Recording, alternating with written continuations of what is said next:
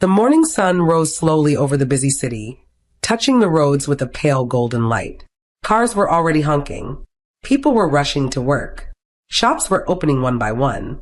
But in the middle of all that noise, a small boy walked quietly with a tray of groundnuts balanced on his head. His name was Ethan. He was only 13, but life had already pressed him hard, like hands squeezing wet cloth. His slippers were worn. His shirt was faded. His steps were slow, not because he was weak, but because he had learned to conserve his energy. Every step mattered. Every coin mattered. At home, his mother lay on a thin mattress, fighting an illness that refused to leave. Some days she could sit up. Some days she could not even whisper his name. Ethan carried her image everywhere he went. He carried her pain like a small stone inside his pocket. It was always with him. That morning, as he walked along the busy road, he whispered softly, "Mama, I will sell everything today. I will buy your medicine. I promise." Cars rushed past him. Some people ignored him. Some frowned. Some waved him away without looking. But Ethan kept walking. He was used to being invisible. The city did not slow down for a boy like him. It did not bend for his story or his tears. He stopped at a junction where the traffic light turned red. He quietly called out, "Groundnuts, sweet groundnuts, please buy." Most drivers rolled up their windows. Some pretended not to hear him. A few shook their heads. Ethan swallowed the disappointment. He had learned that rejection was not personal. People had their own troubles. People had their own storms. But he kept walking from car to car, offering his small tray with both hands. His voice grew softer, not because he was tired, but because he could already feel the weight of the day. He had been awake since dawn. He had not eaten breakfast. But hunger did not scare him. His mother's sickness did. At the far end of the road, a large black SUV stopped at the light. The glass was tinted. The car looked expensive, like something only very rich people owned. Ethan was afraid to walk close. People in such cars usually shouted. Some insulted him. Some accused him of scratching their cars. But the light stayed red. The car did not move. Something inside him whispered, "Try." He moved closer, slow and careful. His voice trembled a little. "Groundnuts, sir, sweet groundnuts."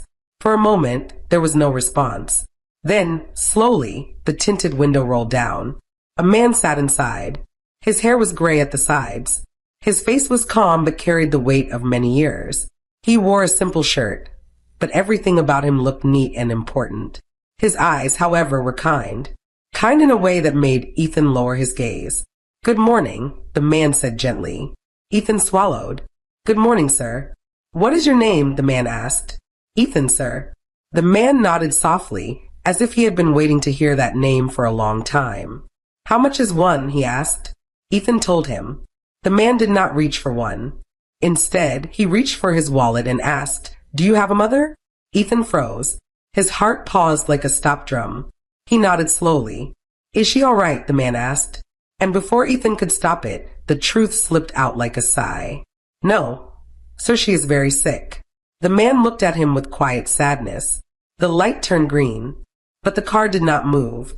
The green light stayed bright above the road, but the black SUV did not move. Drivers behind began honking, impatient with the delay. Yet the man inside the car did not panic. He simply raised one hand calmly, signaling them to go around. Ethan stood there quietly, his tray shaking a little in his hands. He did not understand why the man was giving him so much attention. Most people chased him away before he even spoke.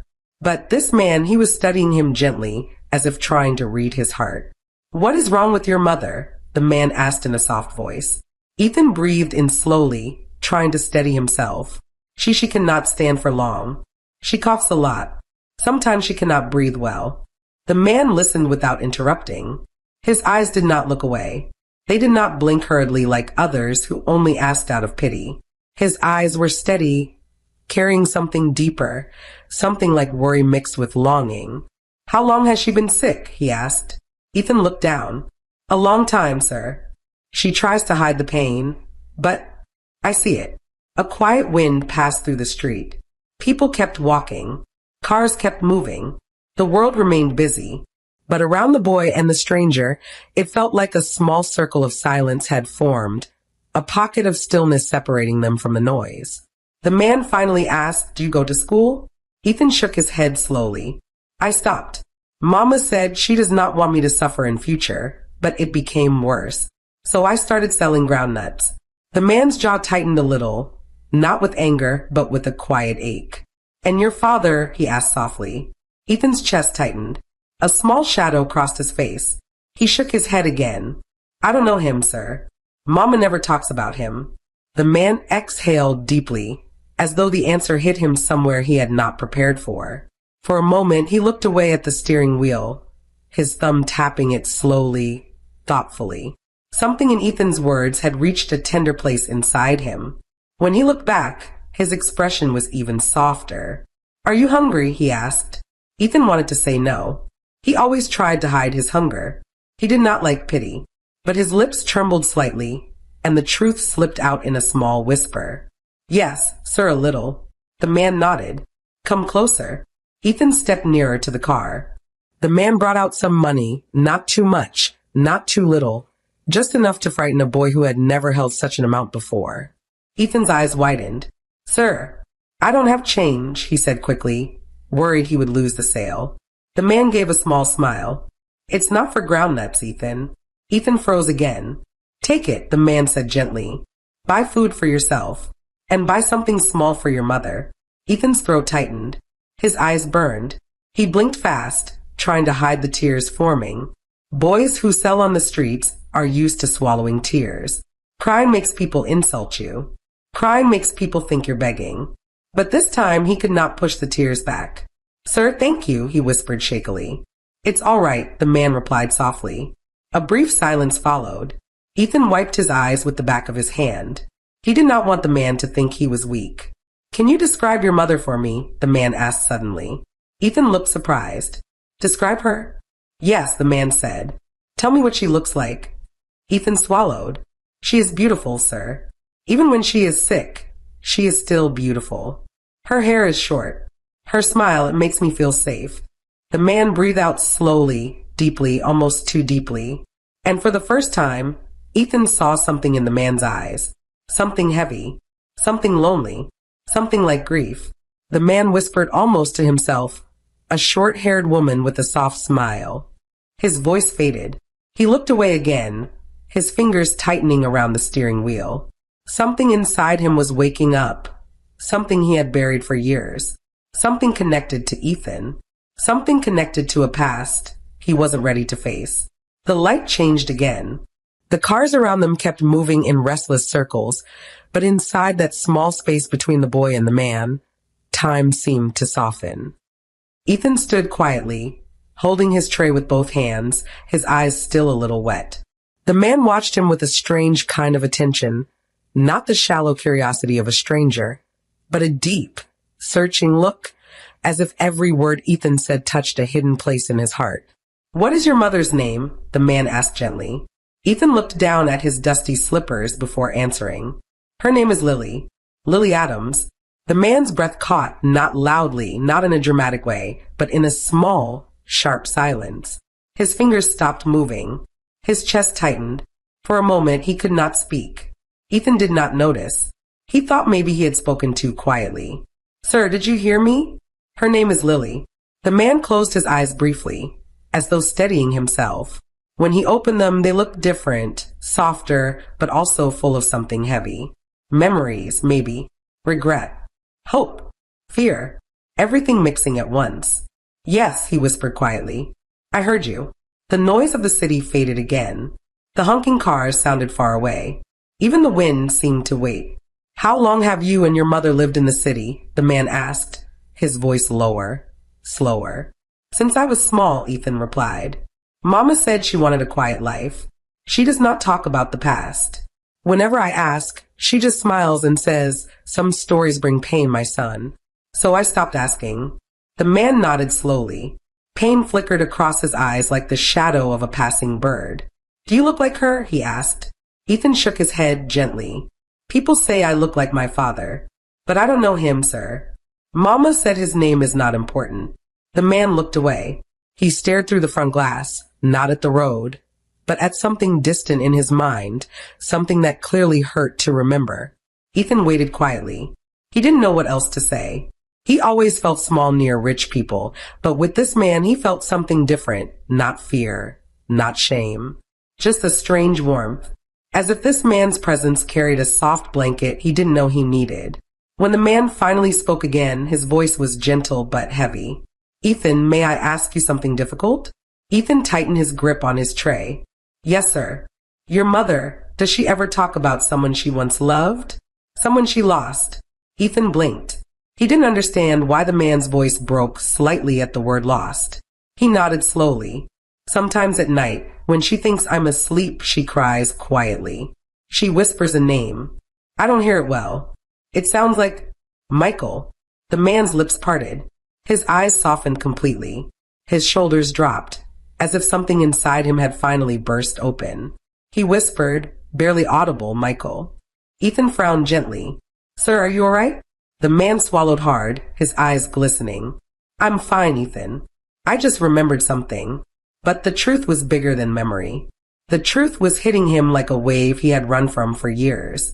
He turned to Ethan fully now, studying him from face to neck, from eyes to nose, from the way he stood to the way he spoke. "You said people say you look like your father," he said softly. "Yes, sir." "And your mother never remarried?"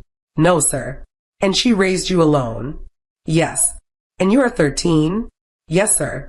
The man nodded several times, each nod slower than the last, as though pieces of a forgotten story were falling into place.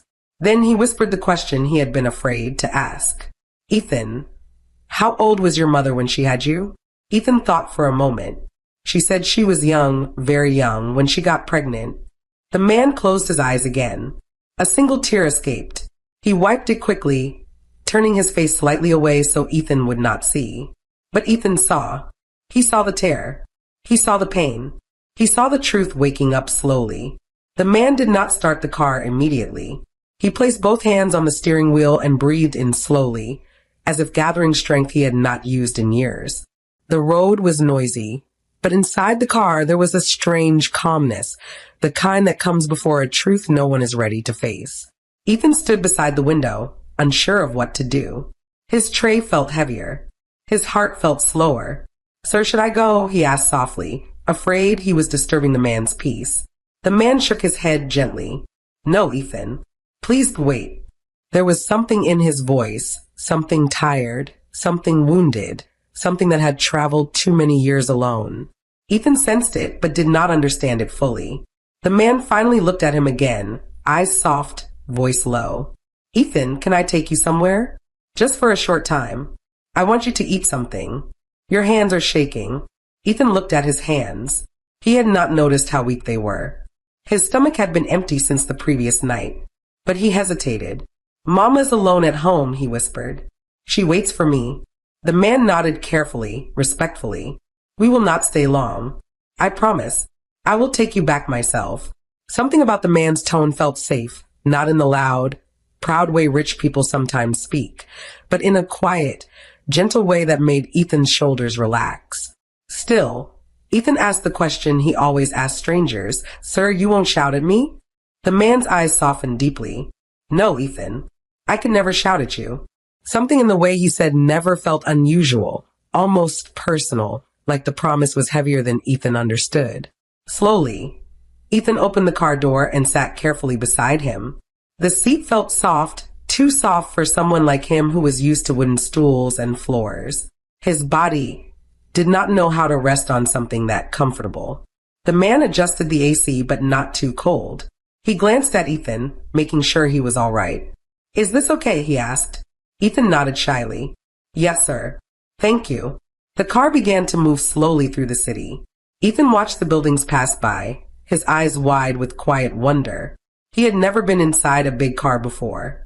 He had only seen them from afar, shiny, powerful, with tinted windows that hid rich faces. Now he was sitting inside one. The man did not drive fast. He drove as though every movement required thought.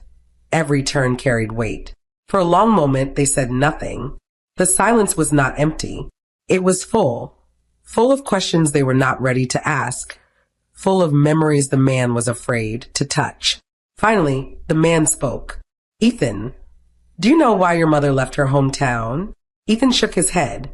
She said some memories hurt. She said running was easier. The man closed his eyes briefly. Pain moved across his face like a slow shadow.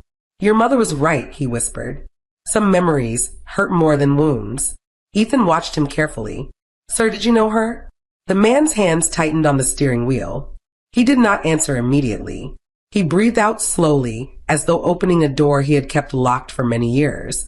Yes, he said softly. I knew her. Ethan blinked. You did. The man nodded once. A small, sad smile touched his lips. I knew her when we were both young. She was the kindest person I ever met. Ethan stared at him. His heart skipped a beat. Sir, what was she like back then? The man looked out of the window, as if searching for her face in the passing buildings. She had a quiet laughter, he said softly. She didn't like trouble. She loved small things, flowers, early morning air, quiet places. And she was strong, stronger than anyone knew. Ethan swallowed. Mama still smiles like that. The man's voice grew even softer.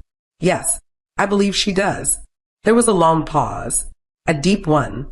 Then Ethan asked the question that gently shook the man's heart. Sir, were you close to her? The man's grip loosened in defeat. His voice broke. Yes, he whispered. Too close. Ethan watched him, confused but calm. He did not understand yet, but he felt something big moving in the air, something like a truth on its way. The man blinked fast, trying to hide the wetness in his eyes. Ethan, your mother did not leave because she wanted to, he whispered. She left to protect something precious. What thing? Ethan asked quietly. The man looked at him deeply, painfully. You, he said. And the car grew even quieter. The car rolled into a small, clean restaurant at the corner of a quiet street. It wasn't noisy like the big places in the city. It wasn't crowded. The chairs were simple.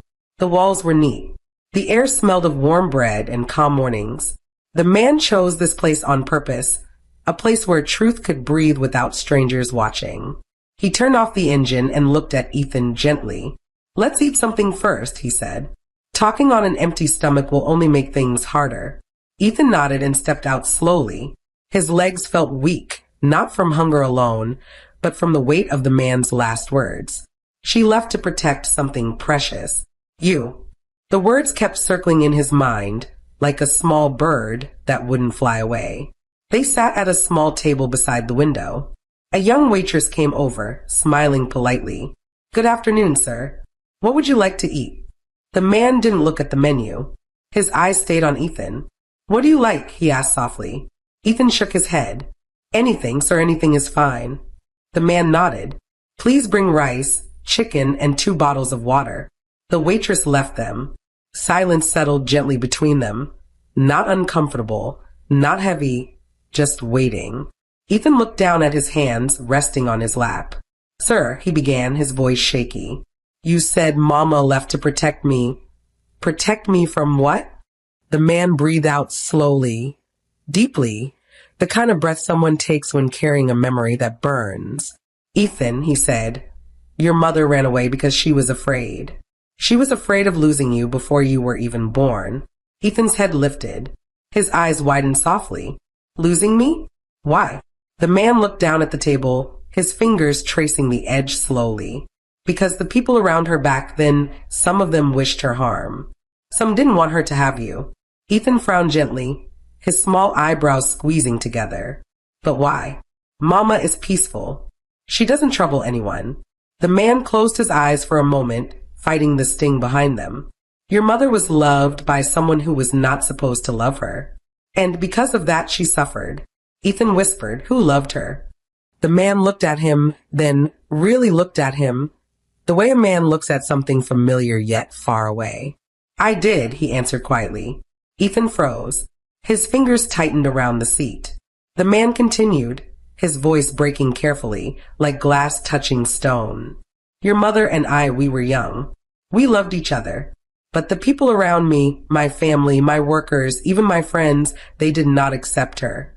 They said she was too poor. They said she was not good enough for me. Ethan's chest rose and fell slowly, deeply. The man swallowed. When she became pregnant, she hid it. She didn't want anyone to hurt her. She didn't want anyone to take the child away. Ethan blinked. The child, me? The man nodded gently. Yes, Ethan. You. The food arrived, but neither of them touched it. The air inside the restaurant grew softer, heavier, like rain waiting behind clouds. Ethan whispered, Sir, are you saying you are the man my mother loved? The man nodded once, slowly, painfully. Yes. Ethan's heart pounded loudly in his chest. He could hear it in his ears. He could feel it in his throat. His hands trembled. And are you saying, Ethan's voice broke, Sir, are you saying you might be? He could not finish. The man finished it for him, his voice almost shaking. Ethan, I believe I am your father. The words didn't fall like thunder. They didn't fall like fire. They fell softly, like a leaf dropping onto quiet water. Ethan sat very still, very silent, very unsure of how to breathe. The man rested his hands on the table, palms open, as if offering everything he had left in his life. I have searched for many years, he whispered. I lost your mother, and I lost you, and every day since then has been a wound I carry. Ethan swallowed hard. The room felt too quiet, too real, too close. He whispered only one word. Why? The man blinked away a tear. Because I was foolish. Because I didn't protect her. Because I let other people's voices drown my own. And I have regretted it every day. Ethan's eyes filled slowly. Not fast. Not dramatic. Just honest tears rising from years of quiet pain he never understood. He whispered, Mama cried so many nights. The man covered his face with his hand for a moment, fighting his own breaking heart. I know, and I will spend the rest of my life trying to make it right. They sat there for a long time without touching the food. Not because they were not hungry, but because something bigger than hunger was sitting between them, something that needed space, needed silence, needed time. Ethan stared at the table, trying to understand what his ears had heard. The man watched him gently, giving him room to breathe, room to feel, room to steady his small shaking heart. Finally, the man pushed the plate closer to him. Eat, Ethan, even if it's small. Your mother will worry if you return home weak. The mention of his mother softened Ethan's eyes. He picked up the spoon slowly and took a small bite. The man ate nothing. His throat was too tight. His heart was too full. After a while, Ethan whispered, Sir, if you are truly my father, why didn't you look for us before now? The man closed his eyes for a brief moment. I did, he said softly. For years I searched, but your mother disappeared completely. She hid her tracks. She didn't want anyone to find her. Ethan frowned gently. She was afraid? The man nodded. Yes, and she was hurt. I broke her trust. I broke her heart. And she did the only thing she believed would protect her child. Ethan's chest rose slowly, then fell. He took another small bite, set the spoon down, and whispered, Mama always said the world took too much from her. The man swallowed hard. It took too much from both of you, and I should have been there. I should have carried some of that pain. Ethan looked at him, really looked at him. The man was not pretending. His eyes were too honest, too tired, too full of old regrets. Sir, Ethan said quietly, do you want to see Mama? The man's breath caught in his throat. More than anything, he whispered. But I don't want to frighten her, or hurt her. If she doesn't want to see me, I will leave. Ethan shook his head slowly, his voice small but sure. Mama doesn't hate people. She only fears pain. The man nodded gently. I understand. Ethan wiped his eyes quietly. He wasn't crying loudly. His tears came like small drops, soft, careful, almost ashamed. The man saw it and his own eyes filled again. Ethan, if I am your father, I have failed you both. But if you allow me, I want to start again. Slowly, gently, in any way you are ready. Ethan lowered his head. His voice was almost a whisper. Sir, I don't know how to feel. I'm happy but also scared. The man nodded. It's all right to feel both. After a long silence, Ethan finally whispered, I want to go home now. Mama will be waiting. The man stood up slowly. I'll drive you. They walked out of the restaurant together. Ethan held his tray. The man walked beside him, careful, protective in a quiet way. Not touching him. not rushing him, just being there. Inside the car, the drive toward their small neighborhood began. The city grew less busy, less shiny, more familiar to Ethan. Along the way, Ethan spoke first. "Sir, what is your full name?" The man glanced at him gently. "My name is Michael Turner." Ethan repeated it softly. Michael Turner. Something in the name felt familiar, like a forgotten song he had heard long ago. "Your mother used to say it with a smile," the man whispered. Ethan looked out of the window. The streets were changing now. Narrower roads, older buildings, small shops, people selling food by the roadside. The man watched the neighborhood with quiet pain. "She lived here all these years, hiding her sorrow." Ethan whispered, "She never complained. She only said God gives strength in small pieces." The man looked down. A tear escaped. "I don't deserve her forgiveness," he said quietly, "but I hope I can at least ask for it." Soon, the car reached the old wooden gate. Ethan swallowed hard. "This is where we live," he said softly.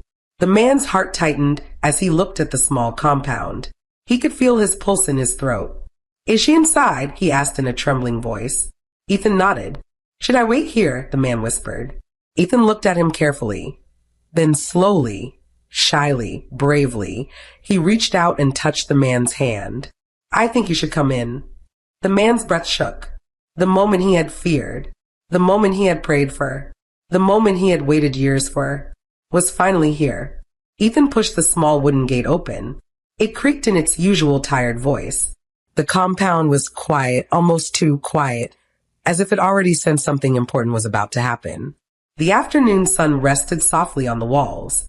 A weak breeze blew through the old mango tree at the corner. Michael stepped in slowly, his shoes touching the dusty ground with careful respect. He looked around, the cracked bucket near the door, the clothesline with a few worn dresses, the small bench where Ethan usually sat to sort groundnuts. Every detail cut into him. Each one whispered a different story of the life Lily had struggled through alone. Ethan walked ahead and paused at the entrance door. He looked back at Michael. "She might be sleeping," Ethan said quietly. Michael nodded. His throat was too tight to speak. Ethan knocked gently. "Mama, it's me." There was a rustle inside, a small cough. Then Lily's weak voice floated out. "Ethan, you're back?" "Yes, Mama." Michael felt his knees shake. The sound of her voice, older, softer, weaker, hit him in a place he had kept locked for many years. Ethan pushed the door open. Lily was sitting on the edge of the thin mattress. One hand pressed to her chest as she tried to breathe steadily. Her short hair was wrapped in a scarf. Her eyes looked tired but still gentle, the same gentle eyes Michael had loved long ago. She smiled faintly when she saw Ethan. "My son, you took long today. I was worried." Then she saw the shadow behind him. Her smile froze. Her fingers trembled. Her eyes widened slowly, painfully, as if her heart recognized something her mind refused to accept. "Lily," Michael whispered, his voice breaking like something old and wounded. Her breath caught. Her hand dropped from her chest. Her lips parted, but no sound came out. Ethan stepped aside, revealing him fully. The air inside the small room seemed to stop moving. Michael removed his cap slowly, not as a sign of greeting, but as a sign of surrender. His eyes glistened. His shoulders dropped. He looked at her the way a man looks at a grave he thought he would never find. "Lily," he whispered again, softer. "It's me." Lily's body shook. A tear escaped before she could blink it away. She pressed her hand to her mouth, trying to hold in the cry rising inside her. Ethan rushed to her side. Mama, are you okay?" She held his hand tightly, but her eyes never left Michael. "You," she finally whispered, her voice thin like a breaking thread. Why are you here?" Michael took one slow step forward. His tears fell freely now. "Because I found him," he said. "I found our son." Lily's face crumbled. She covered her eyes. A soft, broken sob escaped her lips, not loud, not dramatic, but full of 10 years of buried hurt. 10 years of loneliness. 10 years of fear. 10 years of raising a child alone. 10 years of loving someone who never came back. Michael dropped to his knees, not in pride, not in strength, but in pure, raw regret. "Lily, I am sorry," he whispered, his voice shaking like a leaf in the wind. I am so sorry. I failed you. I failed him. I failed all of us. Lily shook her head slowly, tears running silently down her cheeks. You left me, she whispered. You left me when I needed you. They said you didn't want us. They said you hated me. I ran because I wanted to keep my child safe from your people, from their wickedness. Michael wiped his face with shaking hands. I did not hate you, Lily. I loved you. I still do. I searched for you. I searched everywhere. But you were gone. Lily cried harder, a quiet, painful sound that filled the small room. Ethan held her hand with one hand and held Michael's hand with the other. He didn't understand everything, but he understood one thing. Both of them were hurting. Deeply. Slowly. Lily lifted her eyes and looked at Michael. Really looked, she saw the old pain in his eyes. She saw the regret. She saw the love he still carried. Michael, she whispered, her voice trembling, why now? Why after all these years? Michael bowed his head. Because this time, I found the part of you I lost. His eyes moved to Ethan. Our son. Lily covered her mouth again. Her tears fell harder. But this time, they were not only tears of pain. They were tears of something else. Something like relief. Something like release. Something like the beginning of healing. Ethan looked at both of them, two broken adults who had carried him in their hearts in different ways. Slowly, gently he whispered, Mama, maybe this is the time we all heal. The room fell silent, but it was a new silence. A soft one. A hopeful one. The room stayed silent for a long time. Lily's quiet sobs slowly softened. Michael's breathing steadied. Ethan sat between them, his small hands holding both of theirs, as if he understood he was the bridge that had brought two broken hearts back into the same space. Outside, the wind moved through the mango leaves. A bird sang somewhere. Life continued gently, unaware of the storm that was calming inside the small home. Lily wiped her eyes slowly. Her voice was low, cracked, fragile. Michael, I don't know how to face all the years we lost. Michael nodded. He did not try to defend himself. He did not hide behind excuses. His voice was humble, almost broken. We can't change the years, but maybe we can change the days ahead. Lily looked at him with painful honesty. I raised him alone. I suffered alone. I cried alone. Michael bowed his head, his voice barely a whisper. And I will carry that guilt for the rest of my life. Ethan held tighter to both their hands. Mama, he's here now. Lily looked at her son, the boy she had carried through nights of hunger, through days of fear, through lonely sickness. She saw his innocence, his bravery, his gentle heart. And she realized something. Forgiveness was not for Michael alone. It was for her, for Ethan, for the life ahead. She breathed in slowly and looked at Michael again. I don't know how to start. Michael nodded, tears in his eyes. We start slowly, with truth, with patience, with kindness. I don't want to force my way back. I just want to be the father he never had and the man you needed. Lily blinked, new tears forming, but softer this time. Michael, are you sure you're ready? Michael let out a trembling breath. I have been ready for years. A small, quiet peace fell between them. Ethan stood up and went to the corner of the room. He took the old metal chair and placed it gently in front of his mother. Then, he took another one and placed it in front of Michael. Sit, he said quietly. They both obeyed. He looked at them with eyes too wise for a boy's age. I don't want two broken parents, he whispered. I want a family, even if it starts small. Lily's chest rose and fell deeply. Michael wiped his face. And then something happened that none of them planned. Lily reached out. Her fingers touched Michael's hand. Not fully, not tightly, not confidently, just enough to say, I'm not running anymore. Michael looked down at their hands and a soft sob escaped him. Not a loud one. A soft, deeply grateful one. He turned his palm slowly and held her fingers gently, as if afraid she would pull away. But she didn't. Ethan watched them, a tear slipping down his cheek. He wiped it quickly and smiled a small, shy smile. Lily looked at her son and whispered, Ethan, I did everything for you. Everything. Michael added quietly, and now, I want to do everything for both of you. The evening light entered the room softly. Shadows stretched across the walls, but the darkness did not feel heavy anymore. It felt warm, like a place where healing could grow. Michael stood up slowly. Lily, I want to take care of your treatment. I want to help you get well. I want to make sure Ethan goes back to school. And I want to rebuild what we lost if you allow me. Lily looked at him for a long moment. Her voice trembled. I am tired. Michael, tired of carrying this life alone.